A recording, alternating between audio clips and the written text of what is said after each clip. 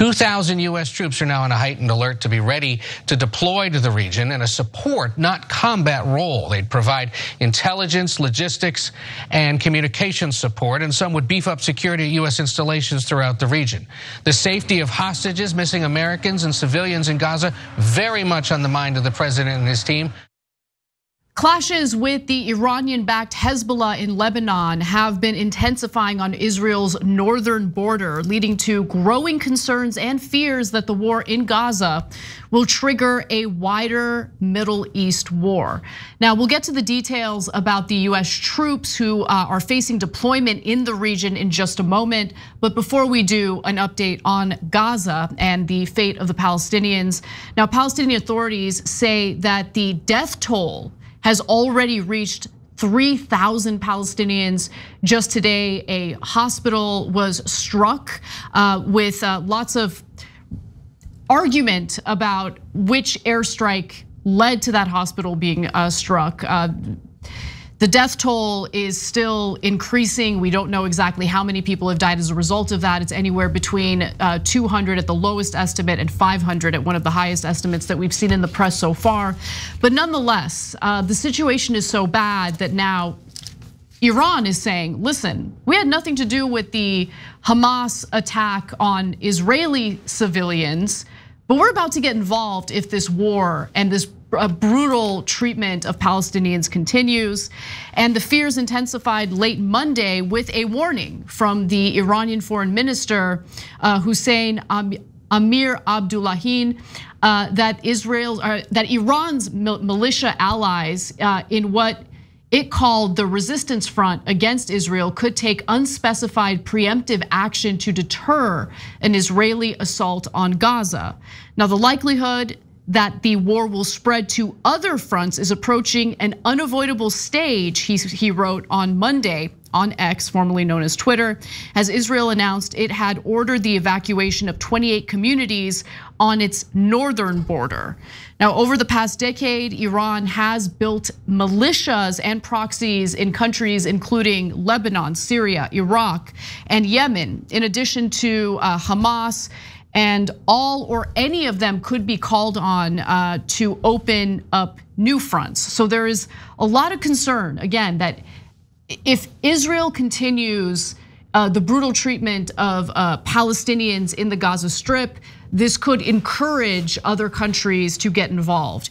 Iranian-backed groups in Iraq have warned that they will attack American interests in the country if the United States gets involved, and the Houthis in Yemen, another of Tehran's allies, have also made threats. Iranian-backed fighters in Syria, including Hezbollah forces there, would almost certainly join in. There have already been exchanges of fire along the Syrian border, and activists report that Iranian allied fighters have been relocating to southern Syria from the east of the country. This is no joke. This could quickly devolve into a much larger war, and we should absolutely be concerned about it. I know the Biden administration is concerned about it, and they've taken some actions to try to deter that from happening. But I should be clear in noting that there is no indication that the American government has, demanded a ceasefire or demanded Benjamin Netanyahu calm the situation down rather than continue escalating war with the Palestinians in Gaza. Well, there's one indication. Biden is going to Israel, and the reporting says that he wants relief to be brought in. And if you think about it, he doesn't want to go there and come away empty-handed in terms of some sort of diplomacy to calm the situation down. So they're gonna have to give Biden something, and that presumably is some sort of relief for the Palestinians, especially given that Biden has been so strongly in favor of Israel so far and is looking to increase funding to Israel. They're gonna want to make some sort of concession. And the reporting is indicating that the administration is asking for at least a small concession to get relief to the Palestinian civilians there, and that's good. That's a positive note by the administration. Yes. So now I want to talk about Iran's conundrum here and whether they were involved in the first place. So here's one piece of evidence that they were not. Intelligence officials are saying if they were trying to antagonize Israel by planning this with Hamas, then when Israel counterstruck with ferocity, that's when Iran would have triggered a series of militia attacks to try to get to a larger war and to suck Israel into that war, even if Israel doesn't want it. But they have not done that. So intelligence officials are telling reporters, it looks like Iran was caught a little off guard here and they don't want the wider war. So that's why they're trying to be careful here. But there's a reason why they might have to respond in their way of thinking, not in our way of thinking. I'll get to that in a second. Yeah, in fact, let me shed more light on the allegations that Iran was involved in the terror attacks that Hamas carried out against Israeli civilians a little over a week ago.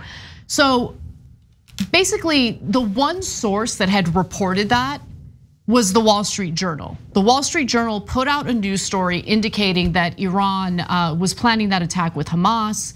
But that report was not corroborated. And in fact, Semafor recently reported that there are some conflicts happening amongst Wall Street journalists over the decision to publish that report, knowing that the details were murky to say the least.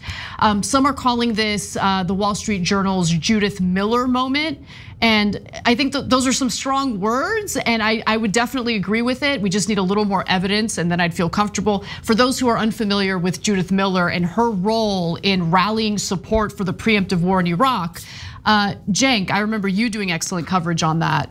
Tell us about that. Yeah, so she was a New York Times reporter, and they kept feeding her fake intelligence. And since she was getting scoops from the US government, she felt really proud, and it helped her career. And the New York Times, to me, was way more culpable as an organization than just Judith Miller. Any rando reporter can get leaks from the government. It's your job as editors and publishers to be more careful. But they printed that stuff on the front page day after day after day, and it made it seem like Iraq was had something to do with attacking us on 9/11, had weapons of mass destruction, all these things. And everything that was by actual intelligence sources with real intelligence was buried in A17, A27 in the back of the paper. And that is why when we attacked Iraq, 69% of Americans, 7 out of 10 Americans thought that Saddam Hussein had personally attacked us on 9/11. That's why they were in favor of the war, because they thought Iraq attacked us. When they found out that Iraq had not attacked us many years later, then public opinion changed. That's why these reporters are so important oftentimes. So now you've got BS leaks going, it appears, going to the Wall Street Journal. And by the way, I said this when I was on with Ben Glebe. A couple of days later, Wall Street Journal began to walk that back, saying, some people say this is what happened, right? So you have to be very careful with these leaks, because every leak has some agenda that they're trying to push. And sometimes it's getting out the truth as a whistleblower, and sometimes it's just making your own political case with a reporter who wants to get famous. And a publication like Wall Street Journal, owned by Rupert Murdoch, who is pushed for the Iraq war, pushed for now, seemingly pushing for the war against Iran. There isn't a war that Rupert Murdoch didn't want to make love to. So it's the least surprising thing on earth that a Murdoch paper would give you questionable intelligence, pushing you further into ridiculous, absurd, disastrous wars. Now, if Iran-backed Hezbollah enters this war, I really want everyone to understand just how disastrous that would be, especially for civilians in the region.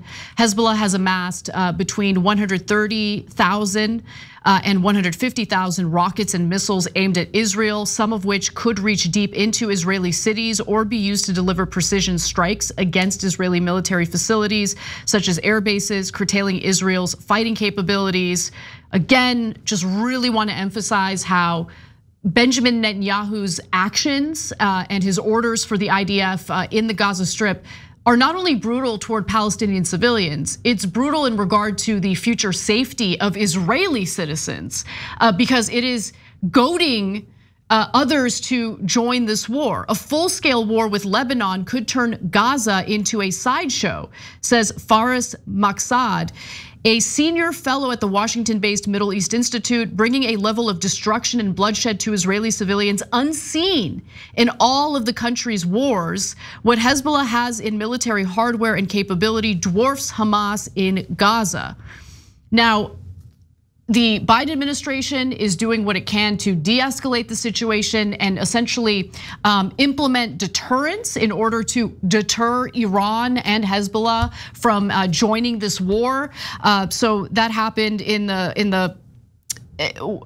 that's partially happening with the deployment of 2,000 US troops. I wanna be clear that these are not combat troops. That's really important to keep in mind. These are troops who are gonna be sent to the region to provide assistance. That does worry me to some extent, but there are also aircraft carriers that have been deployed to the region as well as a deterrent to discourage both Hezbollah and Iran from joining this war. Now, with that said, the Israeli government says that they refuse to allow in any humanitarian aid to the Gaza Strip until Hamas release the hostages. And what's really interesting is that NBC and other news outlets are reporting that Hamas is now ready and willing to release the hostages, but they have some conditions in place. So let's take a look at the first video about that, and then we'll explain the conditions that they're demanding.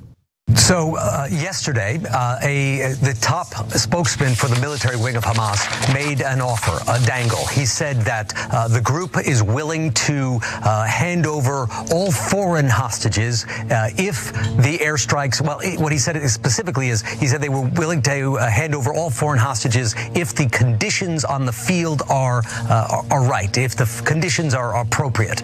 So I spoke to a short while ago a senior Hamas official inside Gaza, and I asked for clarification. I said, are you still willing to release foreign hostages? And what do you mean that you would do it if the field conditions are right?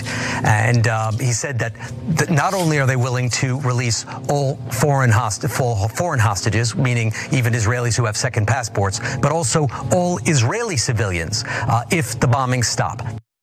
So Hamas is saying if the bombing stops, we will release the hostages. Israel is saying, no, we're gonna keep going until you release the hostages.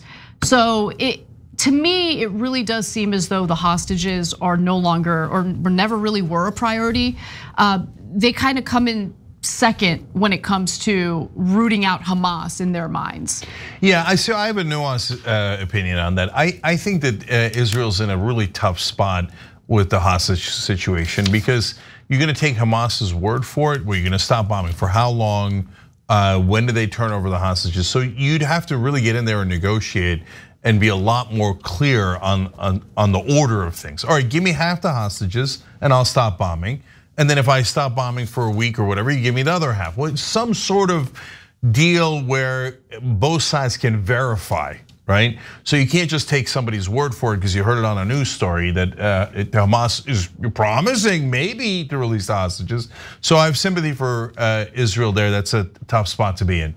On the other hand, as we've said from day one of the counterattack, I don't see how bombing the buildings helps the hostages. I don't see how cutting off water and electricity helps the hostages. If anything, all three of those things could really hurt the hostages. Exactly. It might even kill the hostages because they don't really know where they are at all. So I think it's incredibly hard to find those hostages.